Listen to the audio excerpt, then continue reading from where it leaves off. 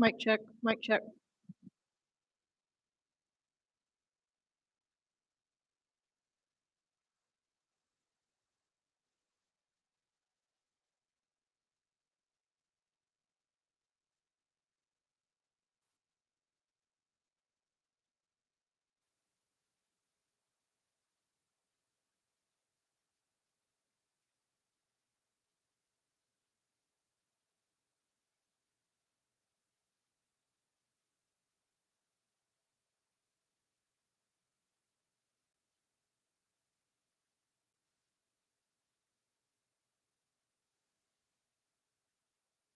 You want to talk to him? Where is he now? Waco? He can hear you. I got the mic on. Hi, He Lee. can't see He you. can't see me because there's no camera there. That's right. He's Hi, still in Lee. Alaska? No, and that's what I was wondering because I saw him here just the other Can we day. put something in the budget to give her more candies and stuff for us? So one time Letty was, she always kept like snacks and stuff, but she had to be careful because you'd hear these wrappers tearing open and.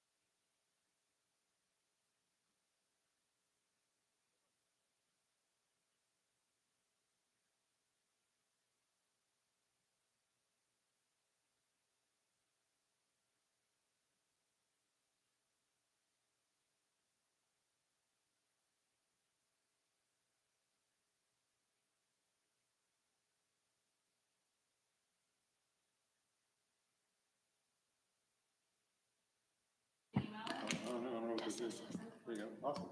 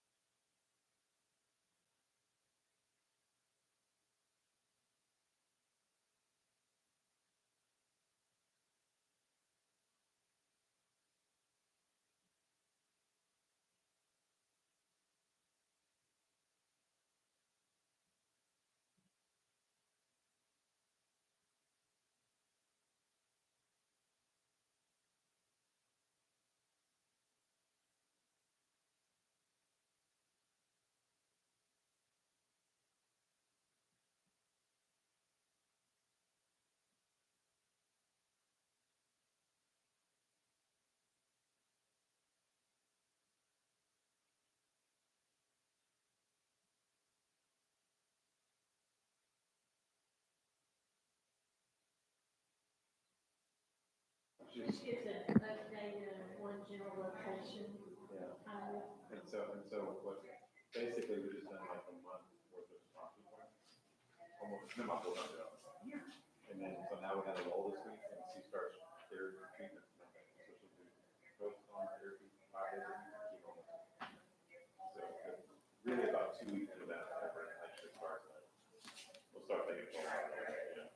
So we're good for about another few weeks probably.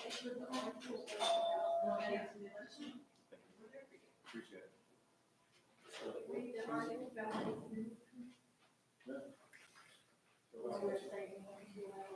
Hold on.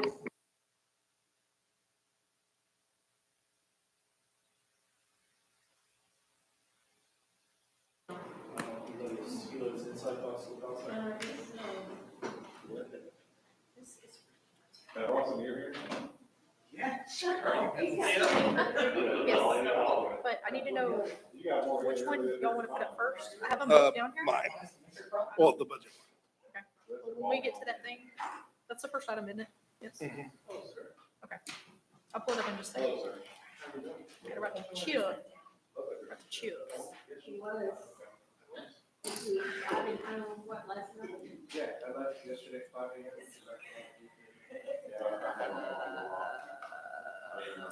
Sounds like the baby, my lights on the short. If I'm not on the short, I would be able to just kind of go and- Mayor, does he- They call me, they do building. And,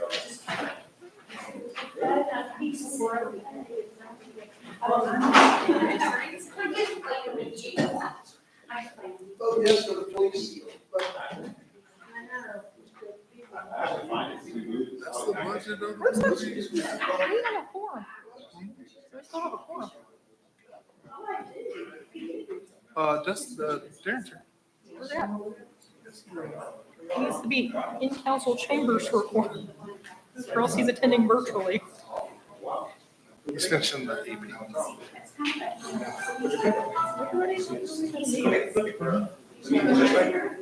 I know, but he needs to be physically present. He needs to be butt in chair, butt in chair. There he is.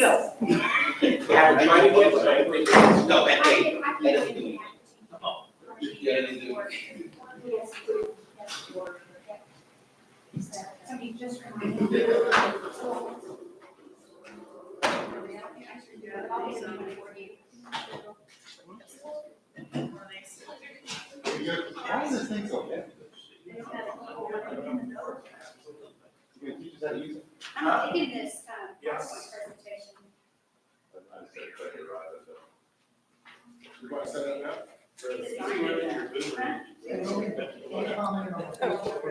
No, I'm being right. I'm so sorry.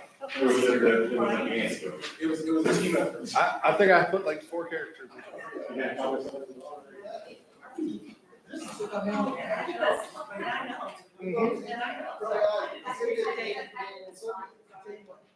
With you? Team effort.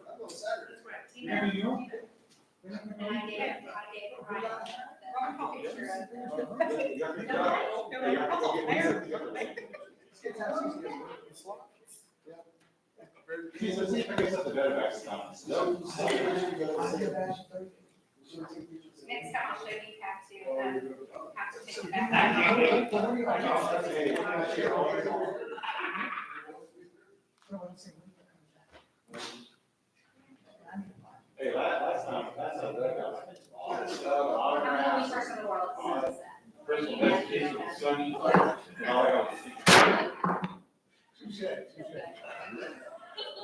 Seeing we have a quorum, I will call to order the City of Kema City Council and Kema Public Facilities Corporation Workshop, August 6, 2025 at 5 p.m. The first thing on the agenda is invitation to address council, and I believe there was no one that signed up tonight, so we will go into the discussion items. 3A, presentation and discussion of different budget options for the upcoming year. That is in, you have copies of those. And then the second one, the healthcare insurance. I noticed that the healthcare insurance paper that's in the first tab for the workshop is a lot smaller and harder to read than it is in the subsequent tab in the back of the booklet. So if anybody wants to pull that one up, but we'll let you all have questions and discussion over the budget items, and Caesar can answer and so can Ryan. Mayor, if we could just have a quick summary and also recognize some of the guests who are with us. Absolutely. We have Anthony here from TMRS. Okay. We also have, I was going to call her something different, Shayna from Higginbotham, who's here to discuss potentially health insurance. So they're both here if there's any specific questions from the representatives on those two items, but they are available should you need anything. We were tasked last time with putting together something more descriptive. We were tasked to put together a consolidated list of 3 possible budgets, and I wanted to go over what the highlight of those budgets are. Natasha, if you could take us to the next slide. So your new taxable value within the city, you're at about a little bit over $30 million of new taxable value. When we got the sheets back, your no new revenue rate is about 0.192. Your voter approval rate, which is the rate you can go up to, is actually to $1.27, and your de minimis rate is at 0.26. So I just wanted to make sure that that was applicable. We knew that. We did get the sheet after we posted the budget for the agenda. We got it late Thursday, if I'm not mistaken. So we added this to the PowerPoint presentation just for context for you to have. Next slide, please. All three options that you have are all highlighted to include the following. They all include your taxable value. They do include a recruitment tool, a retention tool at 8% for TMRS. All of them include that basic function. It does include some form of public works equipment, adoption of the new PD step plan, at least one vehicle, one police officer, what we feel is a better health insurance at a comparable rate, $30K left in contingency, which I know was a point for everybody to reach, a 3% projected sales tax increase for on the revenue side, and what we feel is going to bring increased efficiency across all of our departments. Next slide. The three options, we affectionately call them drop a penny, keep the same, and increase a penny. These are the highlights of those. Only for the sake of flat math, we kept it at a flat 19 cents. To explain TMRS, I'd probably have Mr. Mills explain that aspect of it. One of the biggest aspects of that is the fact that, respectfully, and Ms. Leanna can also talk to this, we probably are one of 5 cities in the entire region that does not have updated service credit or COLA as far as our TMRS package. So we're a little bit upside down, and that's why you have a lot of folks that leave to other cities and so forth because of that being one of the plans. Ms. Leanna, is that about accurate? I think we identified 4 cities within our entire Houston-Galveston area region who do not have both of those aspects. Option A does call for a slightly higher COLA, but it does also come at a deficit because there's no surplus. The rest of the slides are pretty self-explanatory as far as what the differences are. Plan B, next slide, please. It keeps us keeping the current tax rate where it is right now. It does include the updated service credit and the TMRS COLA. It drops the COLA to 3% because of the additional updated service credit and TMRS COLA, and it does bring you a $5K surplus. I wanted to tell you that I did a small, unofficial survey of staff, kind of a straw poll, and I told them where their focus was. Indeed, a lot of them mentioned that having a better TMRS plan, better healthcare were all big coups for them. But specifically, this updated service credit and the COLA factor was huge, especially since a lot of cities around us have it, and we did not have that factor. There is still a 3% COLA. I did want to say that for any of these options, whatever the percentage of COLA is, it's going to feel like 1% lower than that. Because understand that if we are the only city in the region that goes to 8 at the 2 to 1, our staff, all of us will have to contribute an additional % towards that. So we're going to feel 1 less % when that happens for the first year. But that's the highlights that are different between A and B. Next slide, please. And the increasing a penny brings us to a flat 21-cent rate option. Keeps the updated service credit, keeps the COLA, everything is the same. It takes that COLA from 3% to 4% for all staff, and it provides a $47,000 surplus in the budget. Ryan's got all your numbers at your price of a penny. He's got your numbers for questions for price of COLA percentage if it's swinging any which way. Next slide, please. In summary, these were the highlights of what we wanted to make sure that we showed. Public safety is a priority. That's something that we did by adding a police officer and starting our transition plan of the vehicles. Drainage and maintenance was a big priority, so this does begin to address that. Employee benefits and retention was a priority. That's been addressed. The plan is being set up now for future tax rate reduction. The idea is for us to continue to reduce taxes in the future, but first we have to set our groundwork, and we need about a year to do that. But it prepares us to either reduce taxes in the future, address increased expenses or certain projects, if there's a road project you'd like to do, anything of that nature, or if something else comes up in the future we want to address, an AC that we know is going bad, whatever the case is. It allows you that flexibility for future years. The goal here, the other top priority that was given to us was increase our rainy day budget. Right now, that rainy day budget is a certain amount because of what your budget size is. As your budget increases, the cost of a day costs more. So obviously that functioning does change. It will depend on how aggressive we want to be. And that'll be dictated by what pace that we go through. Ryan's got all of your separated numbers for each one of these options. If there's any specific questions for health insurance side or from the TMRS side, if we could, if there's any questions specifically as to what would set us apart, why the importance of one plan over the other, but also on the health insurance side. I did want to say the health insurance side, Leanna, correct me if I'm wrong, the addition of the plan that's set before you now is almost the same price as what keeping the same plan would have been. Instead of HMO, it does take us to PPO. It does also offer what is called a next level benefit, where we can now all go to a clinic at no charge to us with nothing else, and also try to reduce our impact on our actual health insurance. So it allows us to go between 9 and 9 to pretty much an urgent care type service at no additional charge. That's part of the plan that's listed before you now. And that's inclusive for us and for any family that lives under our, each one of our staff members' roofs.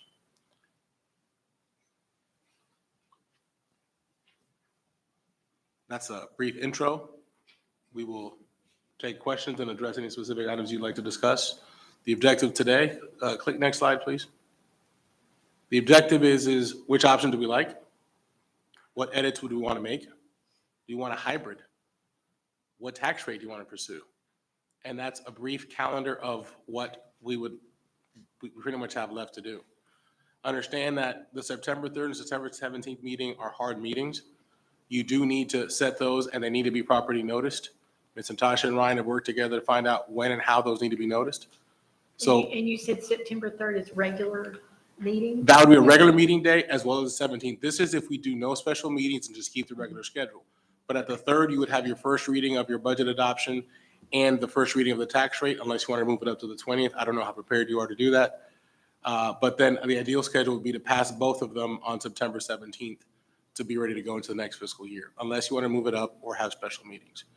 But in order to get to that third major bullet point as to what's next, we need to first decide, what do you want your rate to be? Or for us to work for a final adopted budget to bring you? Which option do you like? Or do you want to create a hybrid option with some edits? And more particular, since you have these folks here before you today, you want to ask any specific questions about our plan, comparisons, claim data that maybe you would like Ms. Shana to address, or any specific questions about our benefit plan from TMRS that you'd like to hear. And as we're going through all of this, bear in mind that we have to have, if any of you are traveling or anything, like there's 2 missing time, we have to have 4 to approve all of this and a roll call tax rate and things like that. Absolutely. Okay. That would be at either that 3rd or the 17th Okay, meeting. so if Natasha, correct me if I'm anybody's- wrong. If anybody's not going to make a meeting, we need to know way in advance. The 3rd, okay. Natasha, can you make note of that? So if you wanted to move your September 3rd meeting to August 20th in lieu of another final workshop, or in addition to, we could always do that as well. That can also be done, should you want to do that. We just have to act very quickly to properly do that. Natasha, Ryan, correct me if I'm wrong. I talked to the county, and they kind of said they needed to know like yesterday on if we can move it to the 20th. So it may be a little too late for that, but we can always have it maybe the week after that. Does virtual attendance count? I don't know. We've never had that happen during, that I know We of. can look that up. And Darren, I don't want to put you on the spot if you're available virtually or not. I'll be available. I can do it virtually. Well, Lee did last meeting. No, it's where you didn't have a forum in-house or whatever, but it's actually, you have to have it. I thought adopting a tax rate required a supermajority. We have to have 4. But even if he were to be gone, we could still do it, but everyone else has to be I can be here. online, but I just want me to punch. Yeah.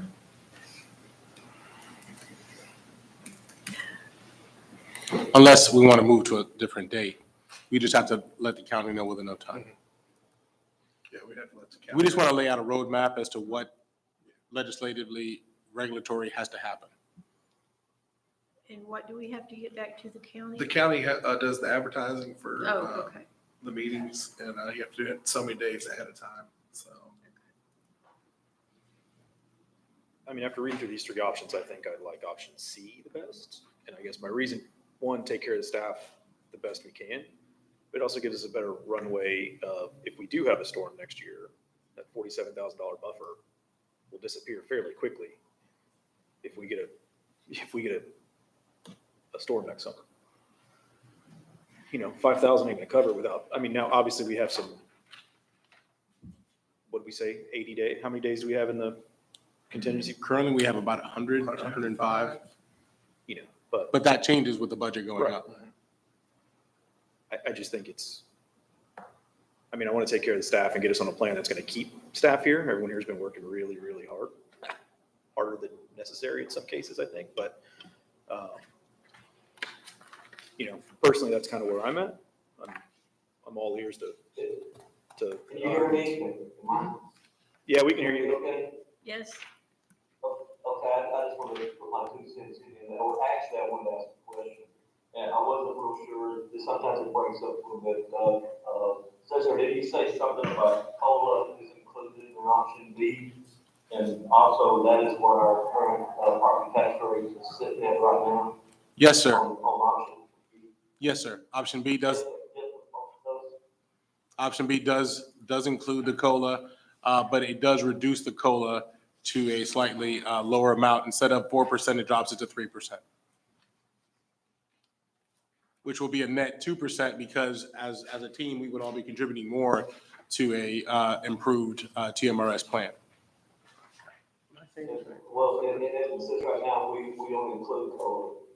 I believe that's what you said early on, right? Right now, on the TMRS side, option A does not include a TMRS COLA, but it does offer a COLA for the staff. So a TMRS COLA, basically what ends up happening is every city around, almost every city minus 4, what happens is a person does not get any increase in their actual retirement check. With a COLA benefit, they receive a slight benefit to that on an annual basis upon retirement. So we're one of the only cities that doesn't have that. So it becomes a retention tool and a recruitment tool as well. Right. We want to hire the best to keep the best, right? That's our goal. That was one of the goals that was given to us for both PD and for the staff in general when both Chief and I took these seats.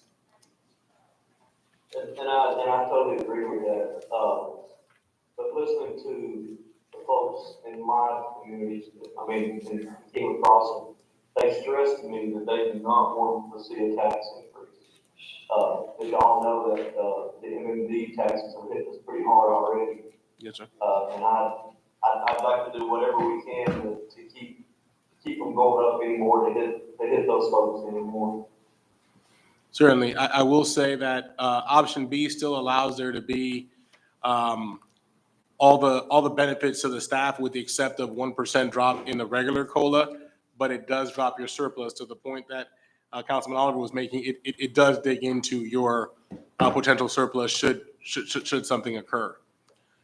There's also been some comment since the budget was posted about possible increase in revenue in some places that we could see, but those are not guaranteed. We wanted to stay at a 3% sales tax projected increase. We do know that these numbers are also not final. There's still folks that are protesting their taxes, so that number could change slightly, but we feel very comfortable and confident on this based on prior years and the fact that construction is over now.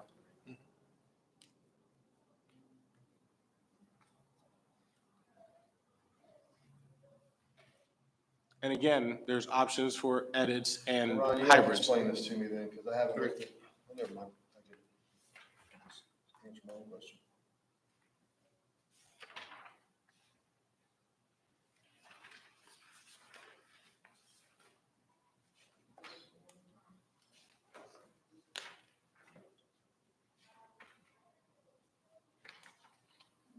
I know it was on the slide earlier. This includes one car, right, for PD? This includes the budget of one car for PD. Do they all include one car and one police Yes, officer? That's what I all thought. three do include one car and one police officer.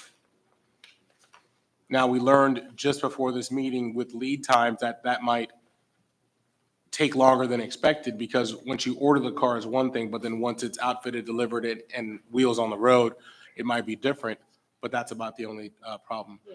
We also noticed we have about 12 patrol cars, and we're trying to put a plan together to replace the cars at a minimum every 6 years because of wear and tear and because of the value. With a payout of every 4 years, we should probably have a plan in place to replace those cars. That's without any increase in your staff. So your PD numbers staying for the most part the same as far as your shift numbers.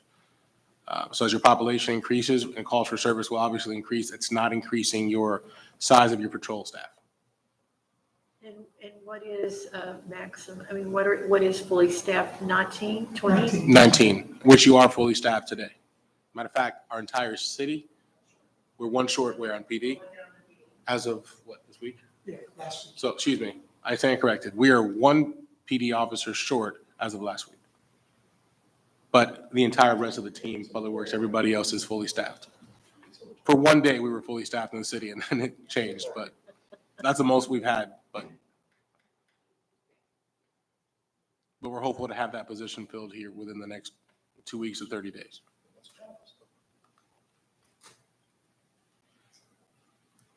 In addition, the police officer that we're looking at adding would be primarily focused on collecting some of the outstanding warrants that we have. So we do see a potential influx in revenue tied to that, but it is an unproven factor that we haven't done yet. So that would be an additional set of revenue that may help the bottom line at the end of it when it's all said and done. But it's not something we can count on regularly because we do know that it's just going to be to catch up. So that'll add to your surplus in your rainy day funds. The other option, if you decided to go a different route as far as the equipment for Public Works, there is an option of financing it over 2 years, if I'm not mistaken. There's an option to finance okay, up to 5, but we could also separate that payment if we needed to. Yeah, it's 4 or 5. 4 or 5 years, so that's another option, but I do know that we have a stronghold on not having any debt. But I still have the obligation to bring that option out to everybody. We would essentially lease it like we lease our police vehicles.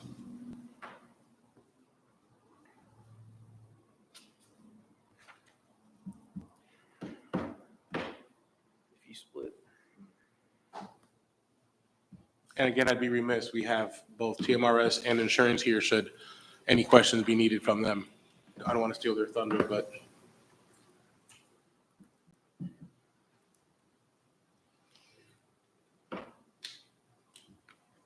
Well, so speaking of the Public Works equipment, there is another option, a cheaper option. This is the original 300,000. There's a cheaper option that the same company has. absolutely. Natasha, do you mind pulling up the next PowerPoint?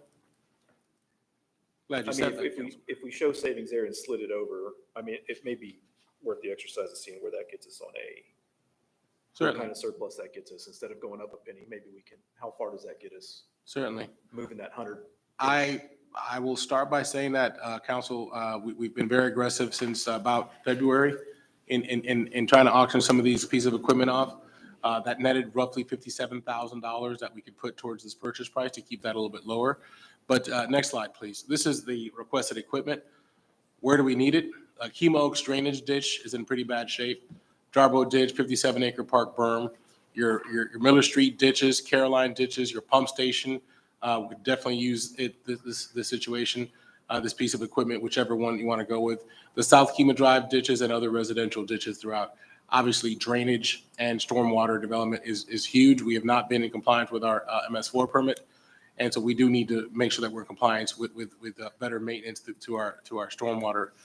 Next slide, please. Why do we need it? We need increased efficiency. It's not just throwing dollars here.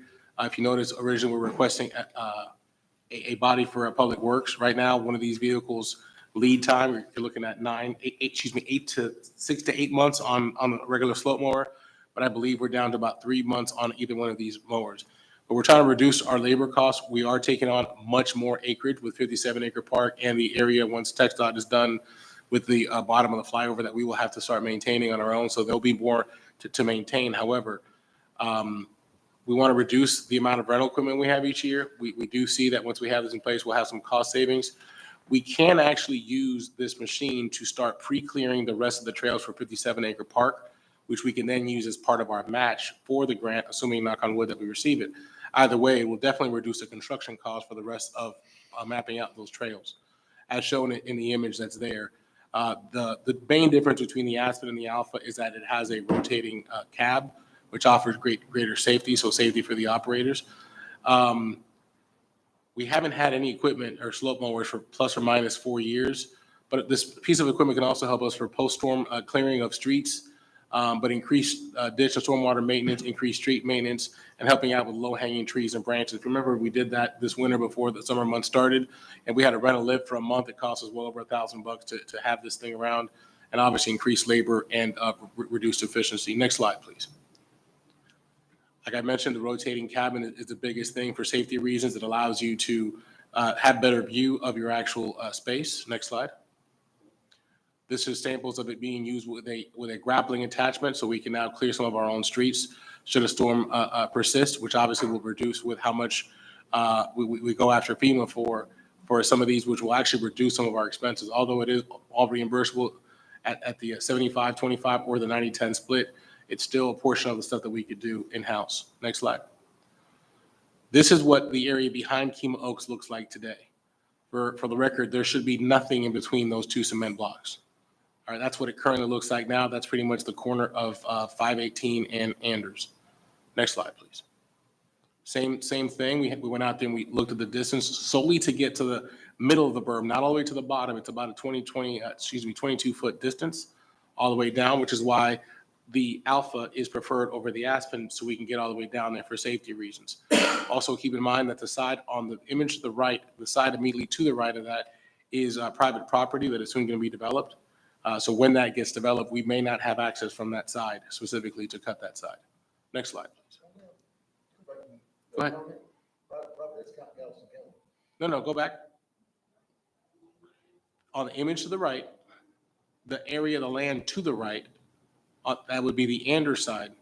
That side on that property on that side is private property, and depending on how far we get to go over and what the amount of the easement is, that is part of the triangle development that's available on that property that's available now.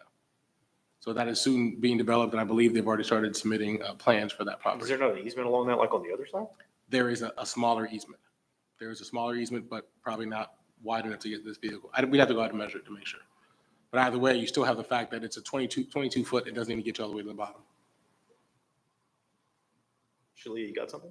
They came, don't forget, this is the, property owner that came to the council because that was when they were selling it, when the estate was selling it. And, y'all have to go back to the minutes, but my recollection is the council agreed to not encroach or to go whatever that length was, and that was,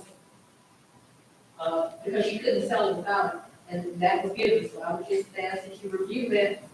Okay, thank you. Thank you, Mr. Lee. And I was not privy to that, but thank you. That's not, I mean, that's kind of right, good memory. But what actually happened was that particular piece of land was included in the 2019 citywide drainage survey. And they couldn't sell the land because it was included as a potential purchase or eminent domain by the city to do regional detention. That's why it was removed. But I don't know that there's an easement there other than the swell of it. Okay. You know, so. Good to know. I'm gonna check. Look at the survey. Yeah, actually, that property owner has asked us if we would like to purchase an easement. They'd be more than happy to sell Sure it. you would. They were very clear in telling us how much land would you like. So we could do this either which way. We're either gonna have to buy the land to maintain it, or we're gonna have to maintain it from the other That side. answers your question then. Then, thank you very much. So that adds to the reason why the distance is needed. Natasha, next slide, please. Thank you on the other side. This is the same area. If you notice the condition of it now, also for safety reasons, getting down there is rather dangerous. We do what we can with zero-turn mowers coming up and down, but as you know, we can't take those down the berm. Next slide, please. If you look at the measurement, it's kind of hard to see in the picture on the left. That distance is 22 feet, and that doesn't even take you all the way to the middle. This is also the area behind Kima Oaks. The image on the right is condition as looks like as of, these pictures were from Monday or from Friday? Last Thursday. Thank you, Richard. Next slide, please. This is your nature facility, your 57-acre berm. That distance that's right there, that's on the left is what it looks like at 22 feet. Doesn't take you all the way down. The one on the right takes you all the way pretty much down the bottom, almost to where the property line is at about 40 feet. just for reference as to what the distance is and how much land has to be maintained. Next slide, please. This is Jarbo Ditch. As we know that the city has an agreement to maintain this ditch in perpetuity. And this extends from 518 all the way out to the Jarbo Ditch area. The image to the left is hard to see. That's actually, that's a corner of 518 and Anders. So that's just for reference. That's on the other side of 518. But that distance is 22 feet with just one. So what it is we took these pieces of PVC to measure it all the way through. That's just one piece. Next slide, please. If you notice, this is what two pieces look like together. That's 44 feet of area to be maintained. That's two PVC pipes, a distance of 44 feet, and it still doesn't even cover the entire distance. Next slide. Pretty smart. Who came up with that idea? Was it you, Richard?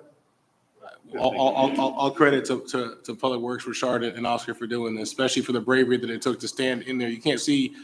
I don't see any pictures where you're in the ditch. Yeah, no, you just missed them. Just missed them. No, but if you notice on the right, you can't even see Oscar. Oscar's maybe 5'6", but he's right there. You can't even see him, so you know the height of the situation. We really have an obligation to maintain this space. And after reading the contract with the county, we definitely have to do so. So that's going from the edge all the way down, and still that distance does not cover the entire space. Next slide, please. Here's a comparison between the two, and I will say that there is a typo on here. I understand I need to be corrected. The cost on the Aspen is actually $214 versus $219. The main difference on the wheelbase, 89 inches to 110. The 110, it's wider. It's a little bit safer to be on these berms, especially since we're going on grass surface. If it's moist, forget about it. We're probably not going to get a chance to cut it. The reach is the really biggest difference there. 24 feet on the Aspen is your maximum, depending on if you're going straight out, upwards, or downwards, versus the Alpha is 33 feet. All of them come with potential attachments. The only other difference for safety purposes, the Aspen does not have a rotating cab, but the Alpha does. Those two that are highlighted with an asterisk represent what your increased safety are. We're putting staff on here. It is an additional $100,000 expense, give or take, depending on what attachments you choose to have. But the difference is that you definitely increase safety and more reach is available with one versus the other. Either way, I don't think anybody's complaining whichever one we get. We just know that we got to get in there and start maintaining these ditches. So I believe that's his last slide. Richard?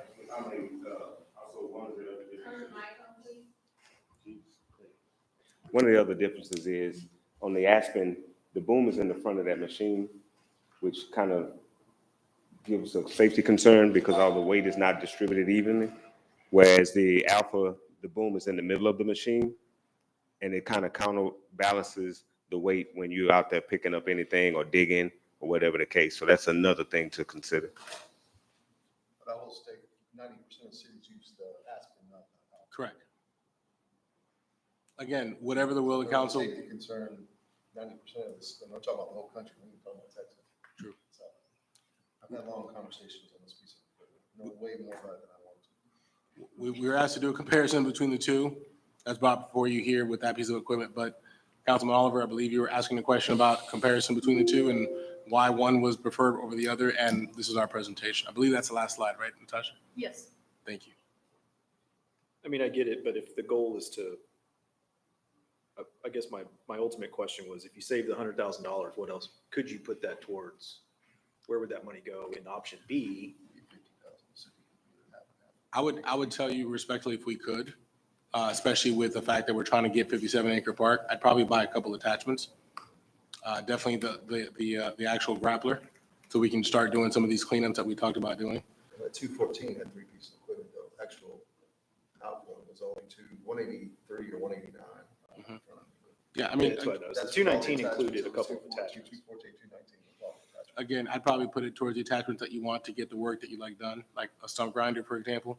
We're gonna need one when we're doing this work. Whether we buy it or if we are researching to see if we could rent it for an extended period of time, maybe for 3 months to get this work done. But if we can start getting this work done ahead of time, it's gonna go a long way. And the best part about it is if we are grant funded, it will count as part of our match because our in-kind labor and so forth, and then machinery, equipment and so forth, that would have saved us money. So any which way. And when the cleanup were to begin, where is all of this debris put? Well, we would need a stage with TCQ to get a permit for a dump site. I do believe the area between 57 Acre Park and the ditch was what we used in the past. I know that was frowned upon. We would have to find probably a better location to do it. But unfortunately, we'd have to get with TCQ to get that approved. And right now, that's being marred by whatever development and where we would put things. But I can tell you that the better we maintain some of these things ahead of time before the storm comes, the less debris we should hopefully, knock on wood, have. That would allow us to take less space and less acreage.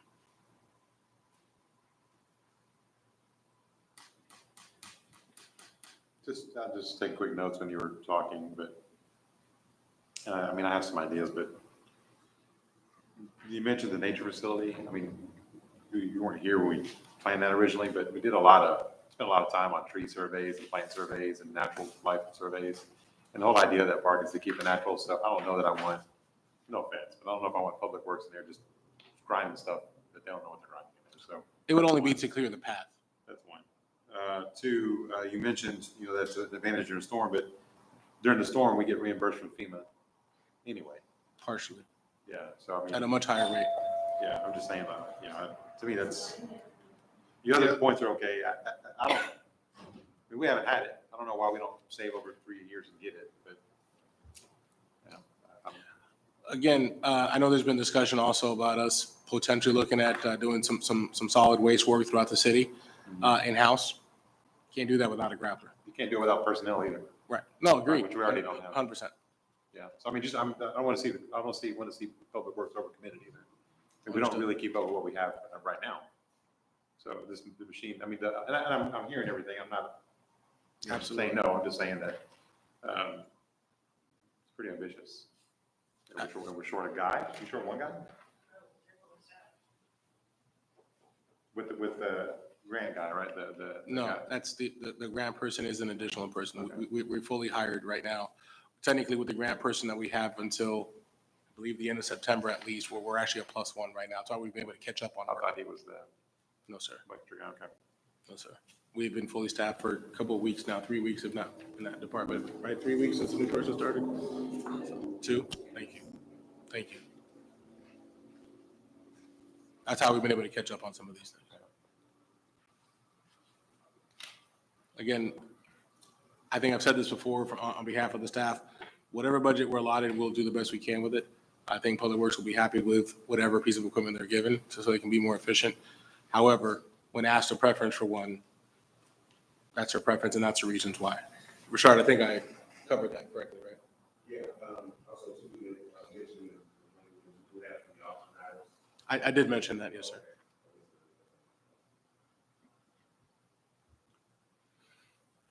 And Ryan, that's been put in a separate account? Yes, sir. Proceeds from auction. I guess my other clarifying question.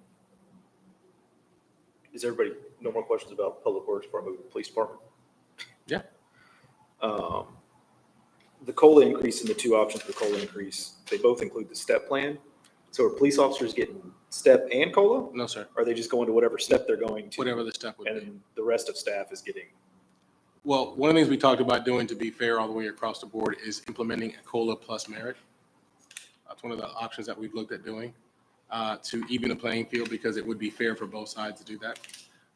Where there would be in a step plan, you're pretty much obligated unless somebody says differently. Being that they're not a unionized department, civil service and whatnot, then they can't necessarily do an obligation to it, but it is a recommended plan for us to have moving forward. So in our case, that would allow us to do that. I mean, everybody's new. They're going to be not very many steps in minus Right, Lieutenant Torres. Are you including dispatchers in there? yes. Everybody's inclusive. Yeah, you've got some staff over there that have not received a raise in a couple of years, or probably can't get one in a couple of years, just because that's where the plan goes. I believe we have one dispatcher that has not received an increase since 2014, excuse me, because they've been maxed out. So again, blessings to our team that decided to stay, the ones that decided to stay as long as they have. We're just trying to do right by everybody and balance things out. She had a raise since 2014. Yes, sir. She's still here? Yes, sir. Okay, great. 30, well, technically, Need more employees like that. technically she's been getting a deduction in pay if you look at the CPI index over the last, from 2014 to now. CPI is about 2.8, 2.9 is what we're looking at for the next year. That's why at the baseline, we had it at 3%, preferably 4%, because we are going to be contributing to the 8%, assuming that you approve that.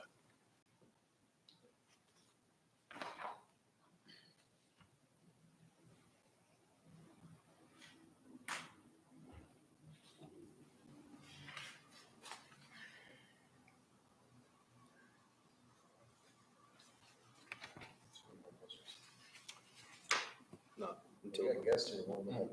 Absolutely. I I don't do. understand nothing about that, so. Who would like to go first?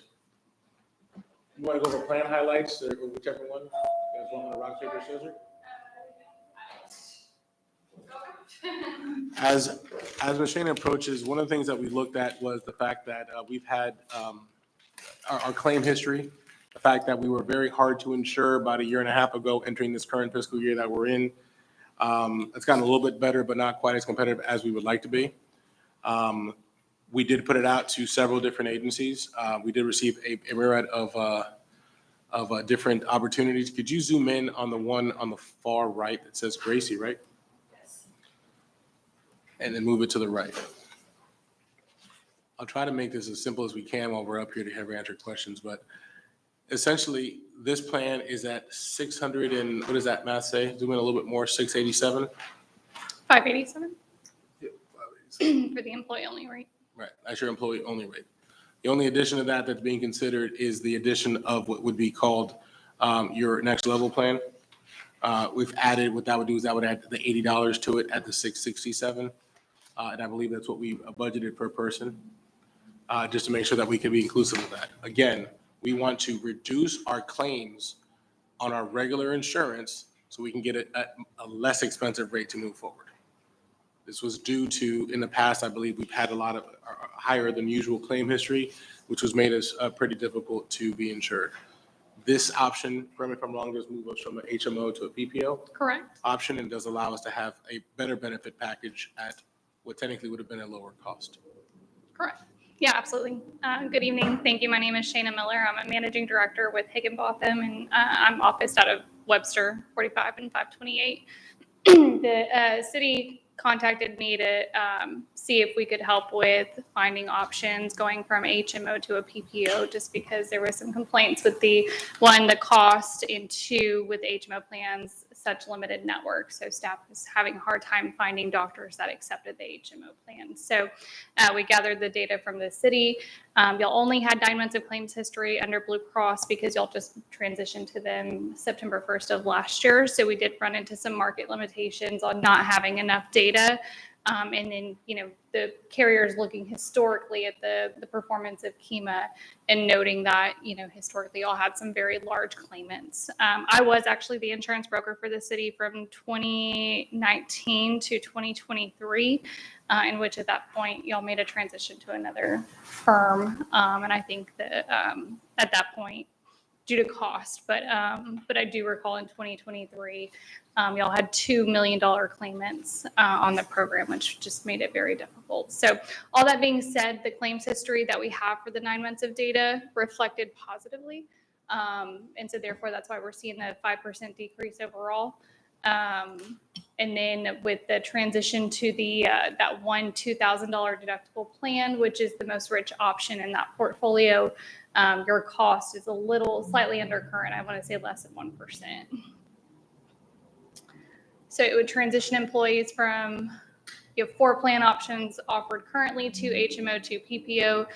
That would transition employees to one single PPO option with the lowest deductible within that portfolio.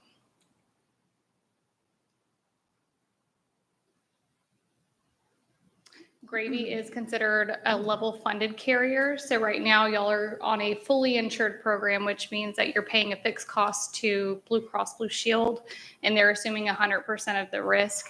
And if there's any profit margins in there, Blue Cross retains that. Under a level funded program, if there's any surplus in the claims fund at the end of the year, Gravy will give you 50% of that back. So But there is no additional risk. You're still paying a fixed cost. Insurance is assuming 100% of the risk. It's just an additional benefit if you perform well.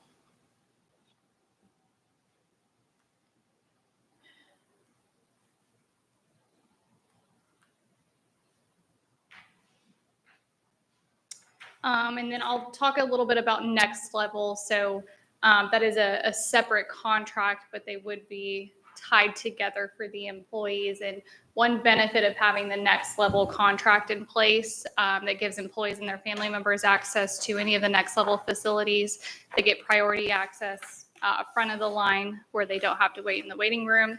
And they have X-ray lab work facilities on site, so that doesn't have to be outsourced. And not only that, but any visits within the next level facilities actually don't count against our claims. So that is an attempt to try and get our claims lower, just so we can continue to maintain costs in the future. Is that a next level on, Yes, Fairground Street? yep, it would be on 96, open Monday to Sunday, 9 to 9. And we're also looking at, right now, when we have to do pre-employment, any type of drug screening, we are looking to send them to Dickinson, which becomes troublesome. We're trying to see if we can make that our, if they allow it, our clinic of record. So it would be a cost savings for us and time savings as well. And it's available after hours for staff and so forth. Huge benefit. People would get to the doctor more and be seen more and not have to miss work and so forth. But also, if they needed to go after hours, it's very convenient to go there.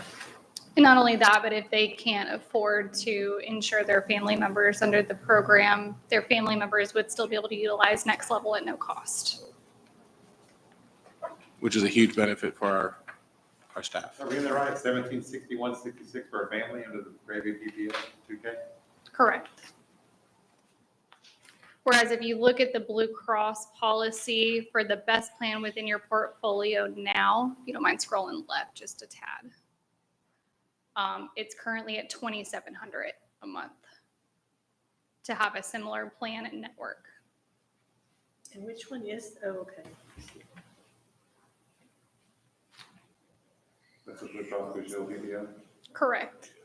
If you were to renew your contract with Blue Cross, it would increase to $3,000 a month for a similar plan.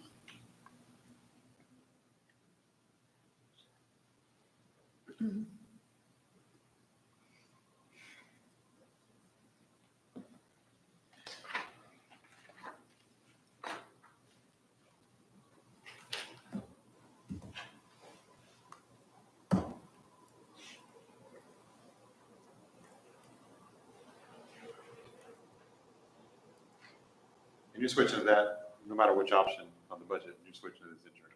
I'm recommending that because for the price reduction and so forth, and to set us up for future reduced claims history, yes, that would probably be the most prudent use of funding to do it. Get it done this year.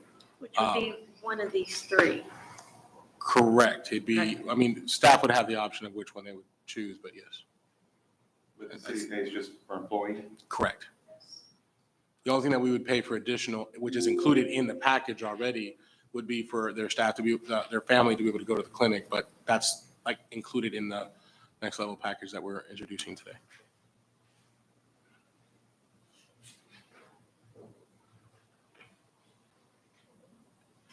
So essentially, a vastly improved benefit plan at almost the same price as what you'd be paying with your current carrier. Includes some benefit for the family, a PPO option versus only HMO, better coverage area, and it sets us up for lower claims balance in the future. That's cheaper. I like that option.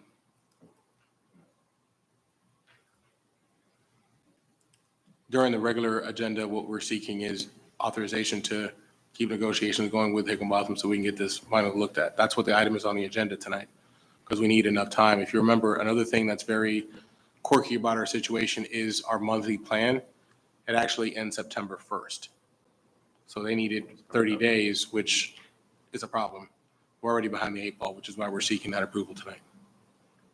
Are there any other differences between the comparable Blue Cross Blue Shield PPO and gravy that would be, it's called gravy, right? It is Is that the gravy, right pronunciation, unfortunately. Yes.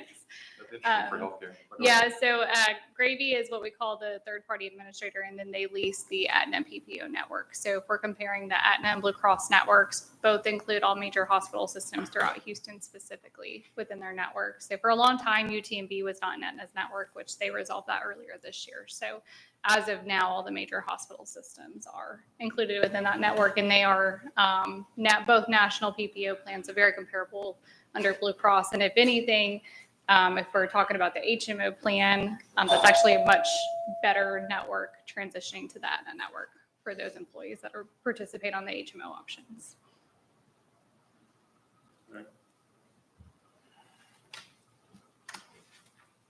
Great info. Thank you. No problem. Any other questions? All right. Thank you all so much. Thank you.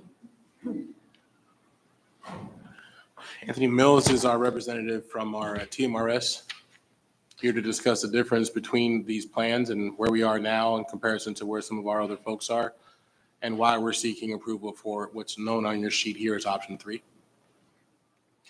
Thank you, Stefan.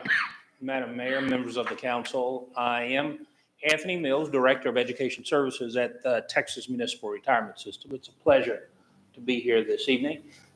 What is in front of you this evening is a demonstration of options that the city has to improve its plan. I want to make sure you understand that these are not the only options. There are any number of mixes and matches that you could make to your TMRS plan.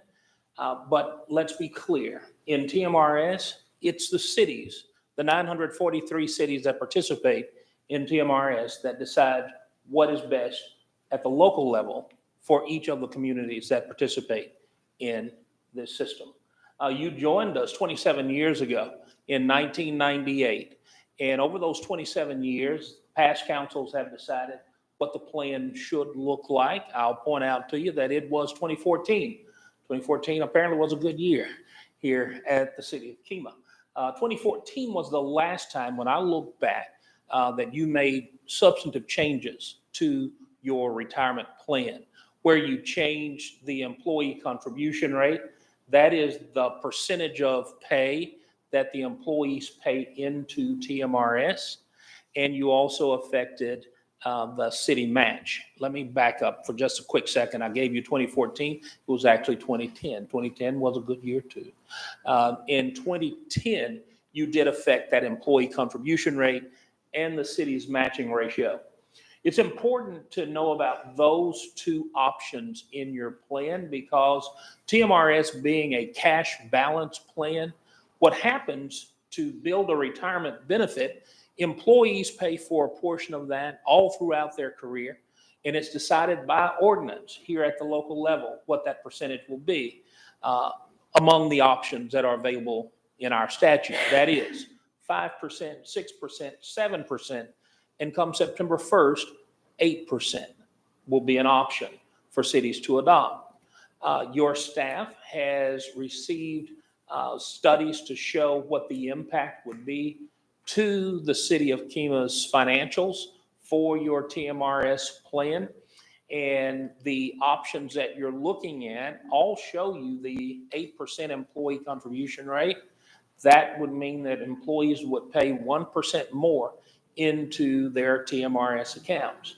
The city continues to match at a 2-to-1 matching ratio. What has been described to you already by Cesar, the updated service credit provision is an optional provision that I should point out has to be adopted in order for you to grant any type of cost of living adjustment to your retirees. Your retirees here have never had a COLA. When you joined 27 years ago, of course, there were no retirees from the system. But when I look at your plan today, there are 45 folks who are retired, 39 folks who are actually working on the payroll paying into TMRS. You're one of few cities that actually have more retirees than you do active employees. Your plan is a well-funded plan. You're overfunded. As a matter of fact, you're overfunded by 2.9%, you're 102.9% funded. And when we look at your plan, that amounts to about $213,000. That $213,000 overage that you have in your plan and TMRS, there's no way for TMRS to hand back to KEMA the $213,000. But what we do is the same thing that we do when a city adds liability to the plan. We have an amortization schedule that we're crediting back to the city and keep the rate basically lower than it has to be by crediting you some of that overage each year as a percent of payroll. If you were to make any of the changes that are in front of you this evening, you will add liability to your plan. TMRS is very transparent with the liability that you add to your plan, but one thing that I like to make sure that any governing body knows about TMRS, and one of the very distinguishing characteristics about it, is that TMRS, unlike plans that you may hear that are broken, we have a fixed amortization schedule that ensures that whatever liability you add to your plan, based on the contributions that come into the plan over that fixed schedule, a 20-year fixed amortization schedule, we can accurately predict when your plan would be fully funded.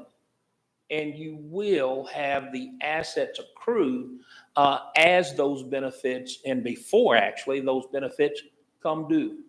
We look at the present value of the future benefits, show you what those liabilities are, place them on a fixed amortization schedule, the percentage of payroll that you would contribute to TMRS. Your staff has those numbers, and those percentages each year is what you're paying to fully fund, to get back to 100%. That's optimal. It's optimal 100%, whether you're over 100% funded, which is where you are today, or if you're under 100% funded. Either way, TMRS's actuarial funding policy ensures that we're going to trend you back toward 100%. I want to make sure that you do understand a little bit about the updated service credit provision. As I mentioned a moment ago, in order for you to grant a cost of living adjustment, which is a fairly straightforward benefit, the COLA. A cost of living adjustment in TMRS, for those 45 folks who are retired, no one has ever had a COLA. Whatever they retired with is what they have today. And it's what they will have into the future unless the council adopts some type of cost of living adjustment. Your staff has a few options, again, for you to consider, but in front of you right now, you do have the 30% cost of living adjustment option. This would be a recurring benefit, and the options that you have, option one would have no COLA, no updated service credit. Option two, you would have the 50% updated service credit on a recurring basis, along with a repeating COLA. And you'll notice that it's highlighted that it is a retroactive COLA, and it's highlighted in red. I want to make sure that I point something out about the retroactive COLA. The retroactive COLA is TMRS's traditional COLA.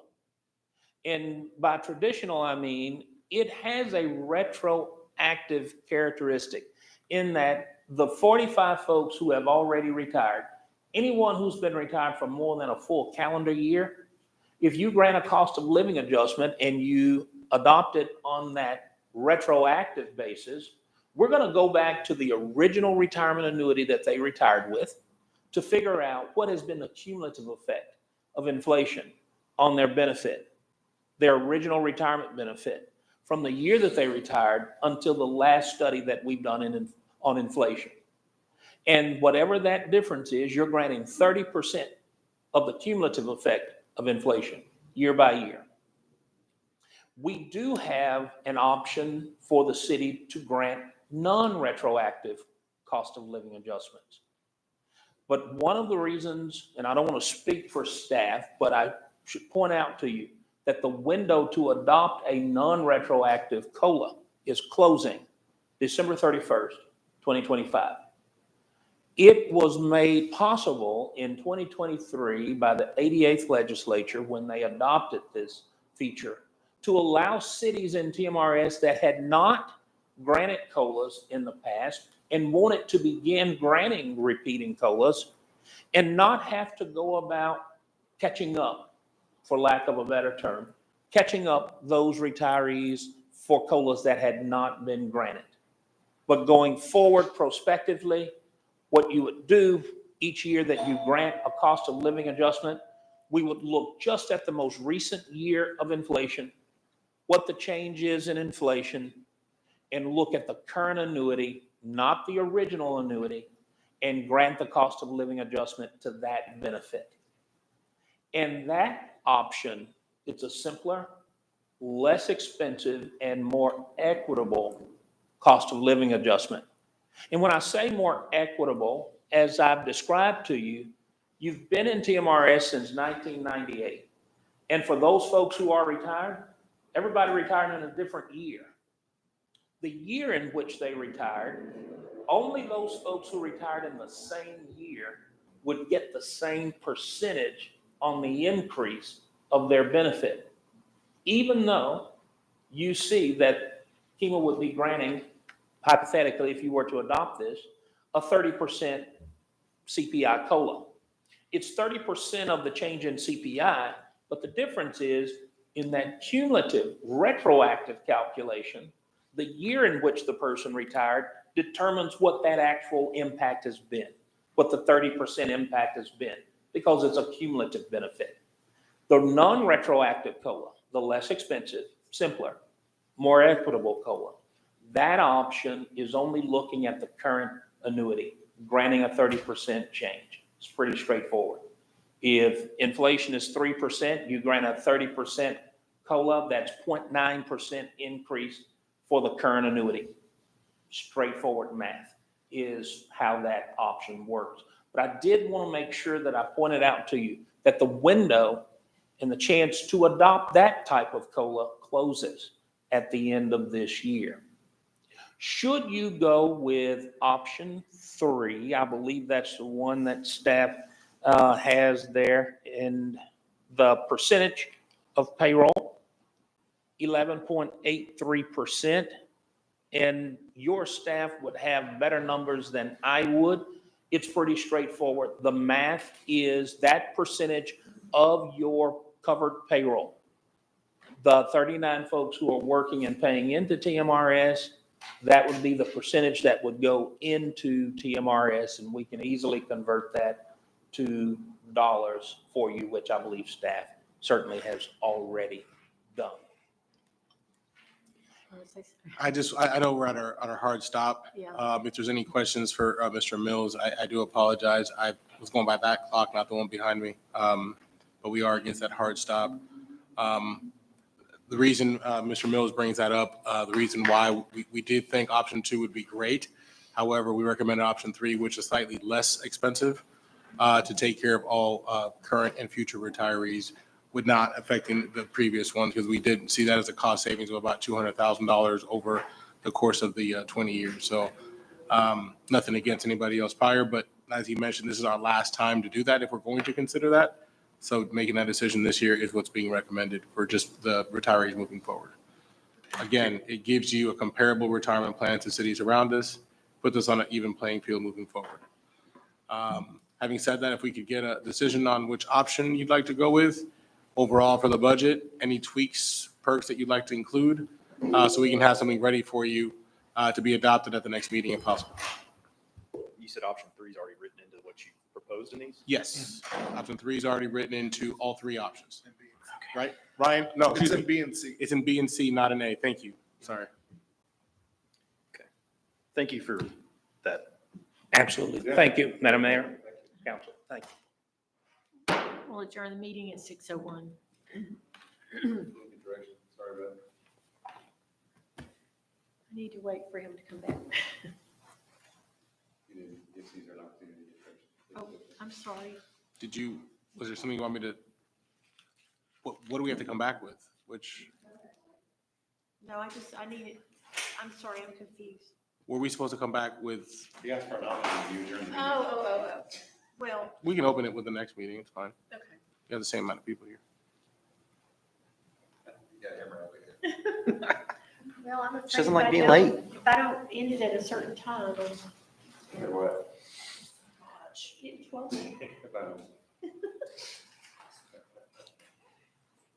Be nice.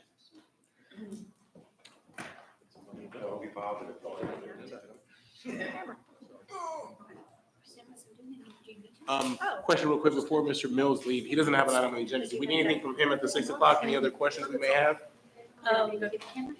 So the number that will be generated for the non-retroactive COLA would come through City Hall because they have better numbers than through TMRS. Actually, we've already built those into the proposed budget. So option B and C have option 3 included. Option A only Does it say includes. non-retroactive on there? Yes. Oh, okay.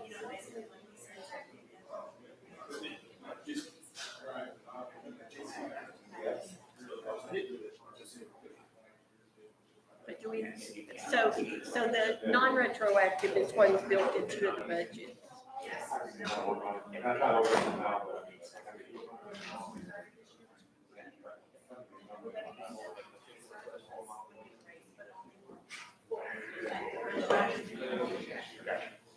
Right. Yeah, that would just be. a ton of money. That's what I would think. Just- Do we know what that, so nothing would, it would just begin now? Okay. Right. Okay.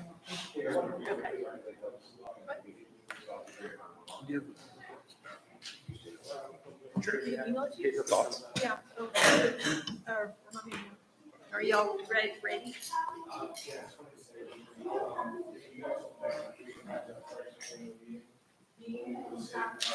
Excuse me. Are you the city secretary? Yes, ma'am. I need to ask, I'm Maggie Anderson. I'm with the Round Report newspaper and with the Hometown Press. Okay. I have some information to give to different councilmen. Well, should we call the Now, other or should I meeting back wait to till order they and call me do up to that? talk? Whenever they call you up to talk, then you do it then. Did I say, okay, I have goodies, Yeah, that's fine. Yeah. visual aid? Yeah, just let them know that you wanted to give them, Something so they can keep up with me. Yeah, yeah. I don't know who's the council people. Oh, But we can talk about it. I can give you their names here. 1, 2, 3, 4, 5. Yes. And he's gone. That's Yes, Lee. we have, he's on remote right now, but, yeah. But if you wanted to give them something, you can definitely get it when it gets back. Lee is the one who brought me here. Oh, my He gosh. said, come address the council. I said, okay. But, yeah, and then Doug is out today too, so. We're missing one more, so. I got it, but it's those. But we don't have that on here, Thank so you I need to very call the meeting back to order.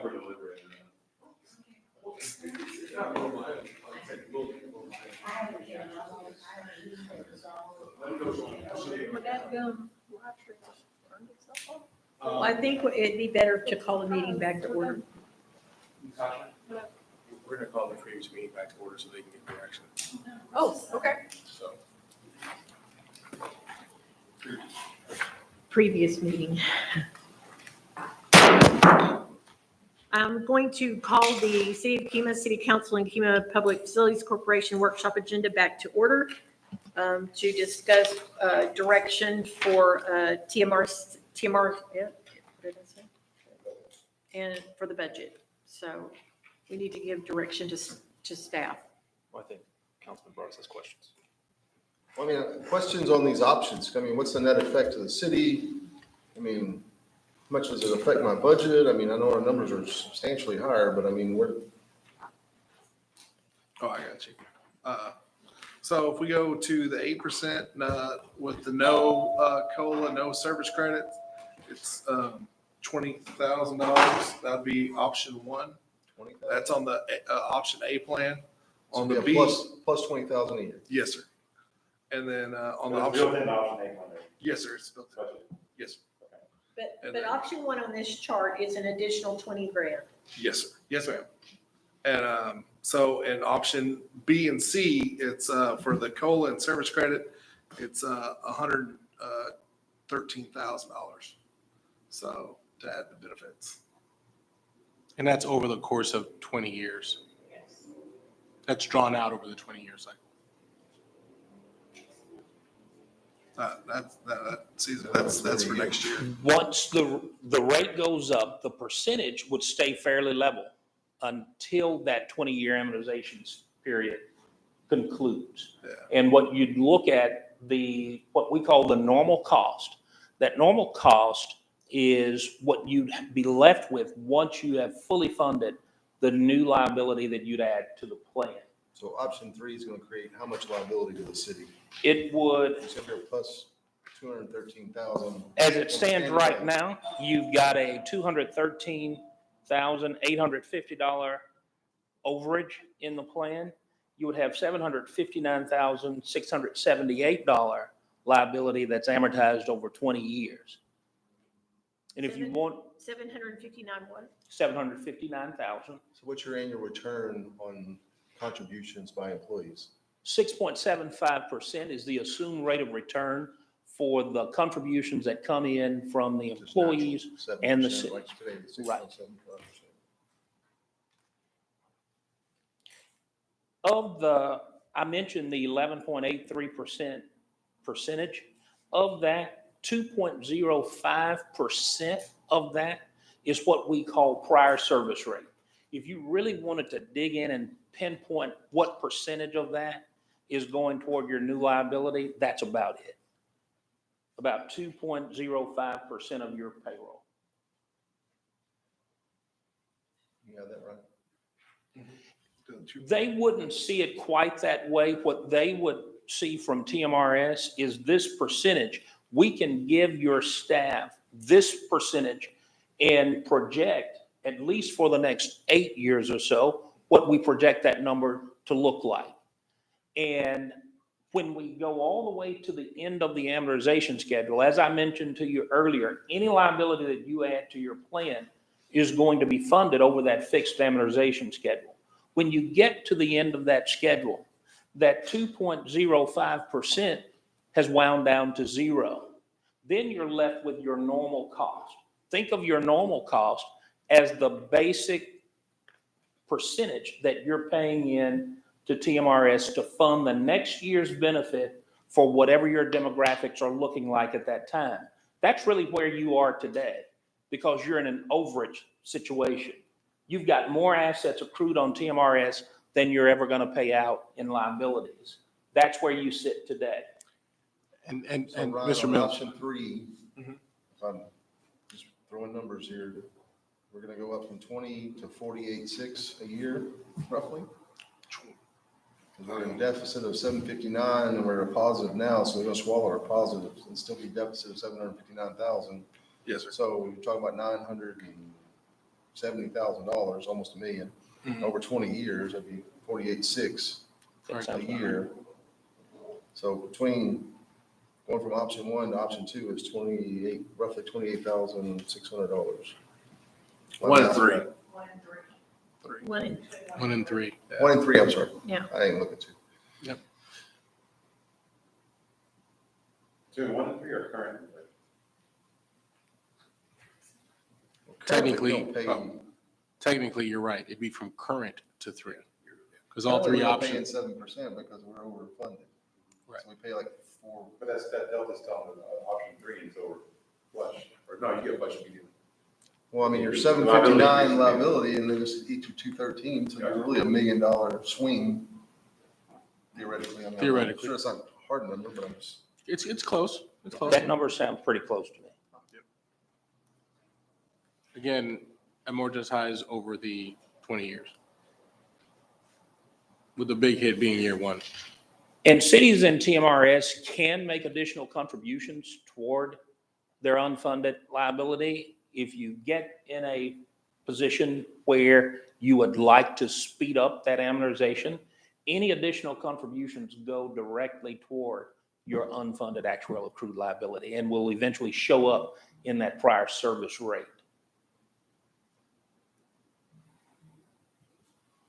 Right now, as you said today, TMRS is holding on to $200 and some odd thousand dollars of overpayment that we can't get back. So. Yeah. If we were to look at your total liabilities in your plan today, it's about $7.4 million total liabilities. When you look at those 39 active employees and 45 retirees, the total liability for them comes out to about $7.4 million. You've got an actuarial value of your assets of 7.6 million. That's your difference of that 213 that I brought out to you earlier.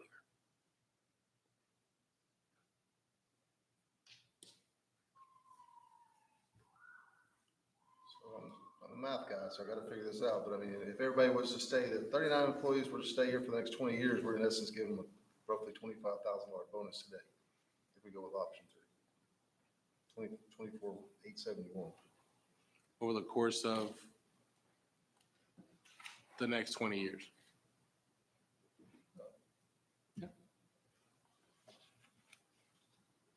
And I would add, Councilman, in addition to the employees that you're talking about giving a benefit to, there's also something there for those folks who retired and have not received any COLA thus far.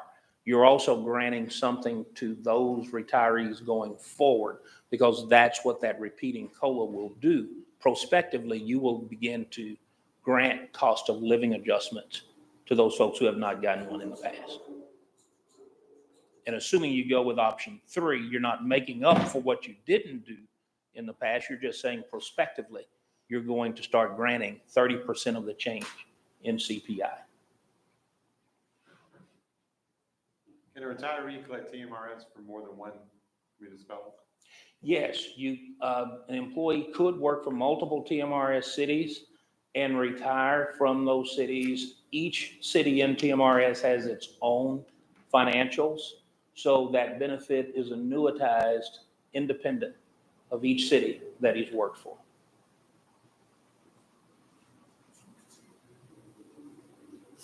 And option B and C have which, Have the budget have which one? They have option 3. B and C have option 3. Option A has option 1. Option 1, I mean, unless we're gonna stick with lowering the tax rate. Does anyone else have any more questions?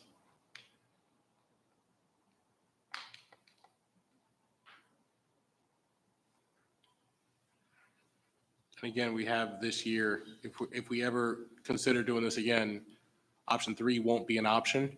It'll only be option 2. That's correct, because the retroactive COLA goes away. So The non-retroactive COLA goes away, sorry. that's by state I statute. just think about my 401k, I don't get 3% COLA raise, I'm not being rude, I'm just saying. I actually, my dad retired from the city, right? So I actually collect that from him. And we do get a COLA. Thanks, Marilyn. Yeah. So I understand a little bit what you're talking about. We Yeah. also raise the Yeah. taxes all the time. I mean, it's also one of the benefits of working for a municipality that has access to that retirement system too, you know what I mean?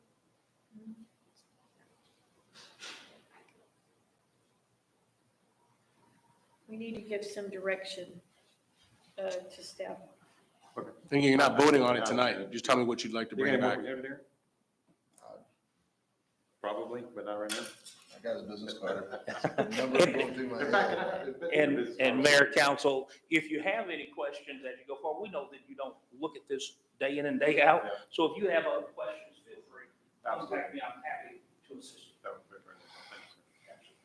Thanks, sir. To close the meeting out, Mayor, we just want to know what you'd like us to bring back. And if you want to have a workshop on the 20th, we just need to know what you'd like back. Sounds like we might need one. I'm- Unless you've got all the information tonight and can call in later, but we still need to give some sort of direction. You want direction on the budget? Budget My and what we stance need at to the very do. moment is probably option B, but Okay. option A or B. Well, and these were Or not, option B. these were discussion items only. Absolutely. You know, we can give So the if you want a direction. direction, you're looking for, he said C, I said B. So Yeah. there you go. The only thing is that if we are going to make any changes to TMRS, it is an ordinance requirement. We need specific language for, which would be 2 readings. We only have 3 regular meetings left in the year, so our window on that is limited. On the regular agenda, you do have an item for your health insurance for us to consider what we're doing. Any comments here, people, before I? I told him I thought. Huh? I gave my direction. I'll talk to you about it more offline. Okay, well, we'll adjourn again at 6:17. Thank you. Not a problem. Take care. And we're going to go ahead and go into the next meeting. I will call to order the City of Kemah, City Council and Kemah Public Facilities Corporation Council regular meeting on August 6, 2025 at 6:17 PM. The first thing on the agenda are the pledges.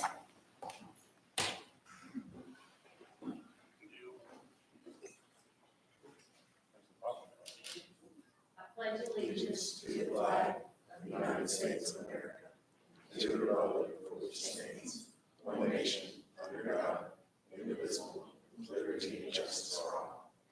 Honor the Texas flag.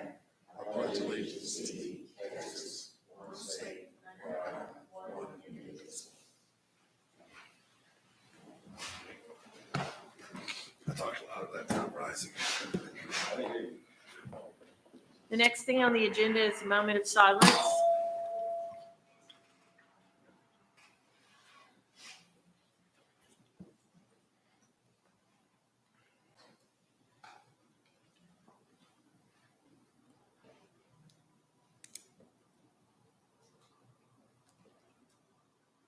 And next on our agenda is invitation to address council. Did we get a paper? Oh, thank you. I appreciate it. First on the, only on the list to address council is Maggie Anderson.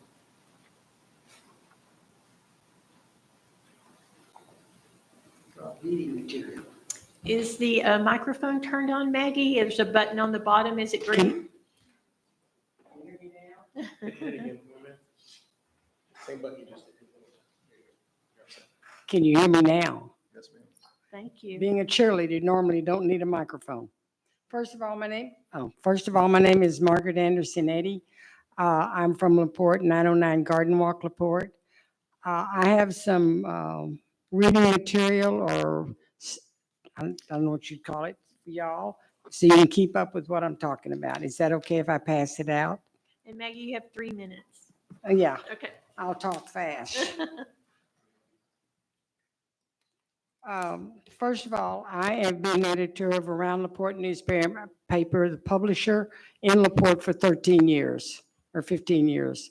Last November, the mayor of LaPorte and Corby Alexander, the city council, the city manager, contacted me and wanted me to become the paper of records for LaPorte.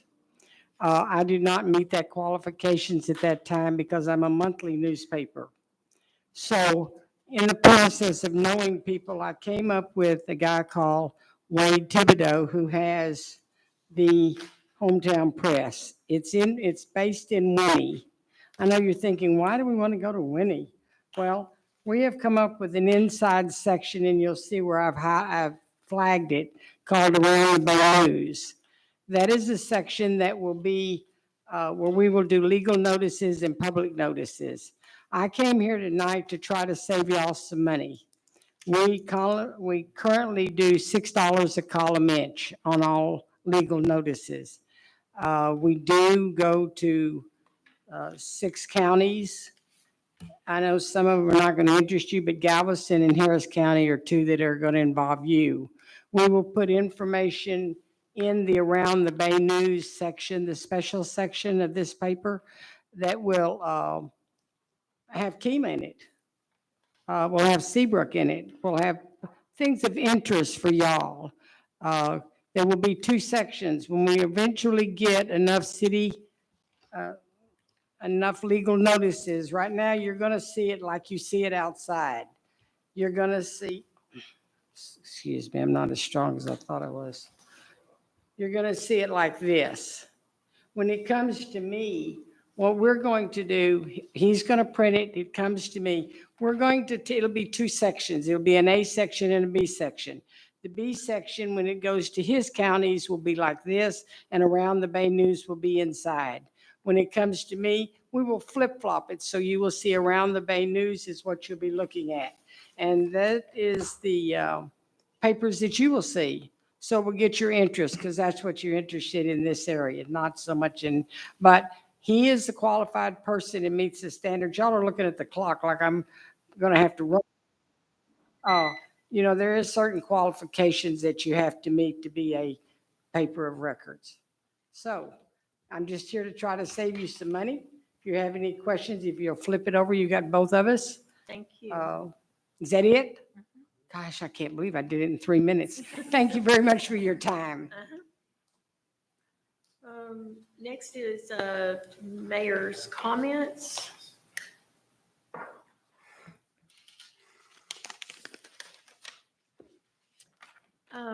Thanks, everybody, for coming out tonight, and I'd like to start tonight by welcoming a new face to our City Hall team. Please join me in giving a warm KEMA welcome to Joy Turner, our new deputy court clerk. Joy began her service with us this week and comes to us from the city of Lamarck. We're very happy to have her join our family here at the city of KEMA. As we turn the page to a new school year, I'd like to take a moment to remind everyone that school starts next week. That means increased pedestrian and bus traffic near school zones. So we're asking all drivers to stay alert, slow down their crosswalks, and always stop for school buses when they are loading or unloading. And we want to personally wish all of our Stewart Elementary kiddos, Seagulls, a great first day and a wonderful year ahead. Looking ahead to tomorrow evening, our KEMA Police Department, led by Chief Garavay here, will be hosting a back-to-school bike ride. This very fun, family-friendly event begins at 7 p.m. here at City Hall. Riders will head down to the KEMA Boardwalk, where the Boardwalk has generously offered free ICs for all participants. And then everyone will ride back here together. It's a great way to enjoy the last days of summer with some fellowship, fitness, and community fun. Another thing our police department wants to make you aware of is that we will have a special ceremony honoring our former chief of police, Chris Reed, and his family on Wednesday, August 13th at 5:30 p.m. This event will take place out back behind the building, but in front of the police department, and we encourage the public to attend and help us honor his legacy. And finally, this Saturday, August 9th, the KEMA Police Officers Association will be hosting a back-to-school supply drive at the local Walmart from 8 a.m. to noon. If you're able to stop by and donate, your generosity goes a long way in helping our local students start their year off right. And remember, I think this coming weekend is tax-free weekend. So if you want to take advantage of all and those opportunities, don't forget to do that. But thank you all for your continued support and commitment to our community. Next on the agenda is council member comments, and we'll start with Councilman Dustin Oliver tonight. Oh, I vote for. Put me on the spot.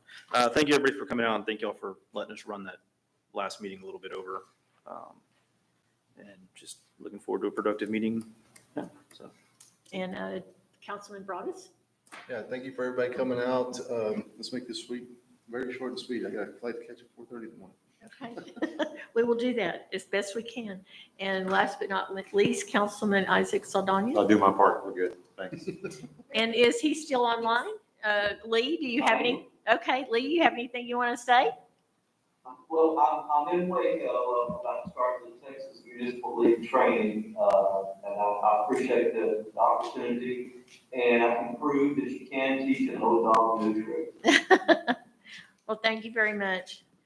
Okay, moving on, we have the city administrator's report, and I'll turn that over to Mr. Cesar Garcia. Thank you, Mayor. We're excited to announce very briefly a program that is an opportunity that's been given to us with the City Managers Association, the International City Managers Association. We've been selected to host 2 YSEALI professionals, and bear with me for the acronym, but it's Young Southeast Asian Leaders Institute. We'll be hosting them here within the city. We'll be sharing the host activities between us and Galveston Bay Foundation. This program is available to us at no cost. They will be here for about a month from September 29th to October 24th, if I'm not mistaken on the dates. We've submitted the paperwork necessary to do that, but I wanted to bring this out. to let you folks know, because you will see some faces that may not look like many of us, but they will be here. We're happy to host these two fellows. And the area of expertise of the two fellows that we were selected for are environmental stewardship and environmental fundraising. So the approach would be to help both us and Galveston Bay Foundation with some of our environmental approaches, hopefully help putting together a sponsor package for 57-acre park with some of the completed phases that we have in mind, in line with our linear park and some of our environmental needs that are going to be tied to that as well. So we're excited about increasing our environmental capacity and our advocacy. So we're excited to promote this program and hopefully have these folks here for us for a month and have them enjoy some Southeast Texas hospitality, literally from the other side of the world. Anything else, Caesar? That's all we have tonight. Thank you very much, Mayor, Council. Thank you. Next would be reports from staff. Do we have any that need to come forward? Next is the consent agenda. This is 10A, B, and C to approve the minutes of the 7/2/25 City Council regular meeting, to approve the minutes of the 7/16/25 City Council workshop meeting, and to approve the minutes of the 7/16/25 City Council regular meeting. Do I have a motion to approve the consent agenda? We have a motion by Councilman Darren Broadus to approve the consent agenda. Do we have a second? Second. We have a second by Councilman Dustin Oliver. All those in favor? Aye. Do we hear anything from Lee? Yes.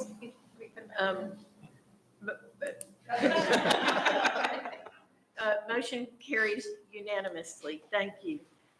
Next on the agenda, 11A, consideration and possible action to approve health insurance rates for upcoming year. This is under tab 11A in your booklet. If anyone has any more questions or comments.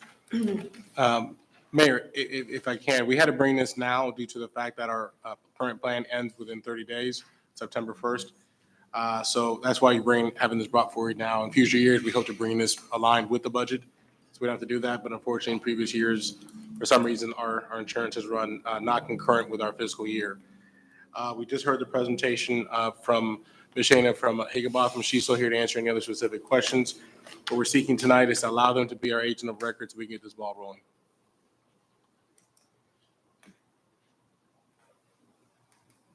Make a motion to approve the health insurance rates for upcoming year. We have a motion by Councilman Darren Broadus. Do we have a second? So we're not approving a plan, you're just gonna keep negotiating. Well, we pretty much need to approve what we're doing because we have less than 30 days to enact this plan and bring it forward. Which plan is in which budget? If you look at the one that's on the far, correct me if I'm wrong, the one on the far right? What we talked about?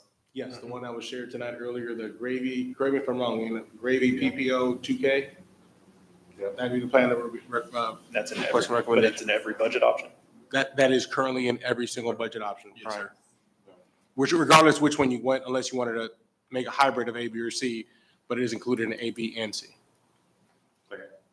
We have a second by Councilman Isaac Saldana. All those in favor? Aye. And Lee voted yes, so 11A passes unanimously. 11B was placed on the agenda by mistake. Some of our software, new software that Natasha is using just brings things forward once they're postponed, and this should not have been on the agenda. Our apologies to everyone.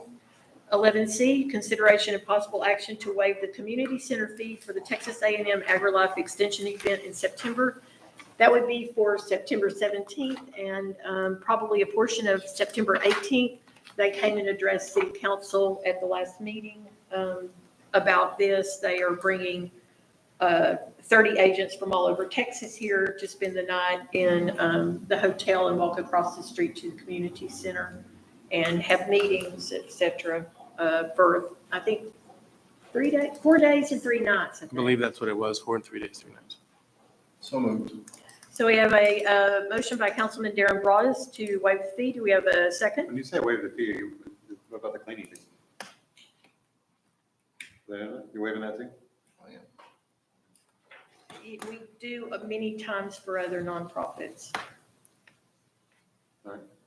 Do we have a second? Second. We have a second by Councilman Dustin Oliver. All those in favor? Aye. Any opposed? Motion carries unanimous along with Lee's affirmative vote as well. 11D, consideration and possible action to approve Resolution 2025-31, a resolution of the City Council of the City of Kima, Texas, authorizing the issuance of unlimited tax road bonds, Series 2025, by the City of Kima Municipal Management District Number 1 in Galveston County, Texas, not to exceed $4,230,000. And if you have any questions or discussion, Caesar can answer those questions. Certainly, we also have our folks here with MMD One who are okay. available to answer those questions, should you need any specific questions answered. This is something we knew was coming.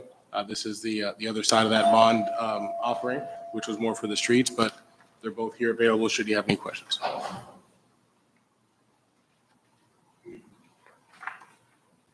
Lee, you got anything? You were on the MMD for a minute.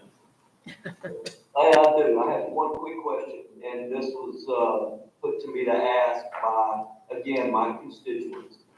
This will not raise MMD taxes anymore, am I correct? And make sure the microphone is on. It is. I think it is. Yes. Yeah, Did you okay, hear great. me? Yes. Yes. Uh-huh. Yeah, my name's Chase Wolf with Baird. I saw you guys at the last meeting where you act as financial advisor. I'm sorry? New council members that weren't here, so. Yeah, so reintroducing myself, Chase Wolf with Baird, we're the financial advisor for Kima Mud One. And to answer your question, that's exactly right. We're only issuing bonds with corresponding growth that does not put any upward pressure on the district's current total tax rate. So we have no plan, we would not issue bonds if it caused for the overall tax rate for the district to go up. And we actually had this value at the time of the last issuance, but if you recall, some of our discussions where we were kind of waiting and pausing just to figure out kind of next steps from the development standpoint. And I think we've kind of reached that point. So happy to answer anything else, so. Thank you. Sure. Make a motion to approve resolution 2025-31. We have a motion on the floor from Councilman Darren Broadus to approve. We have a second. Second. We have a second from Councilman Lee Wallace. All those in favor? Aye.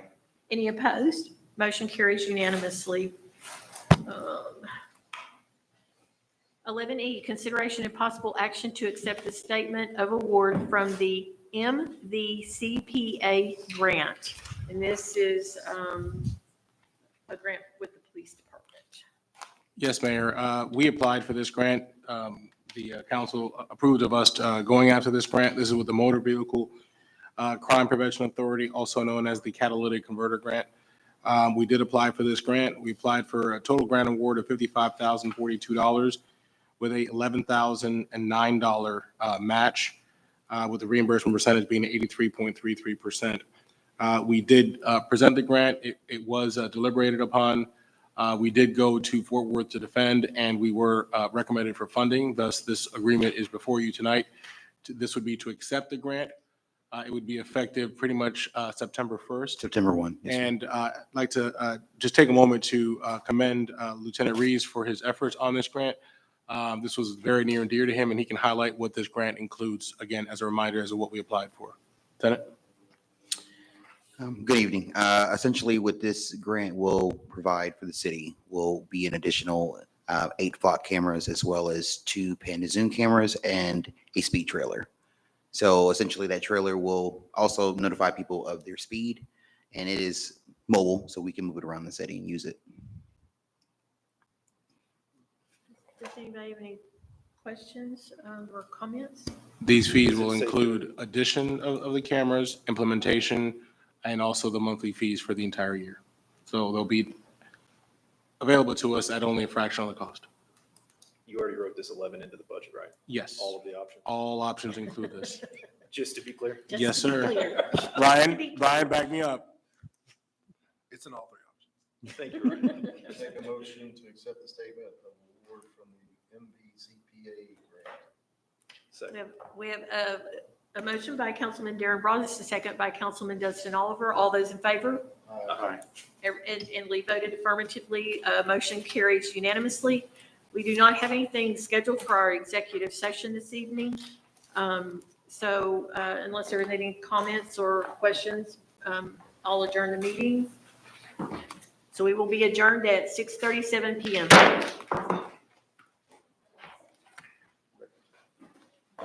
Even with the meeting running long.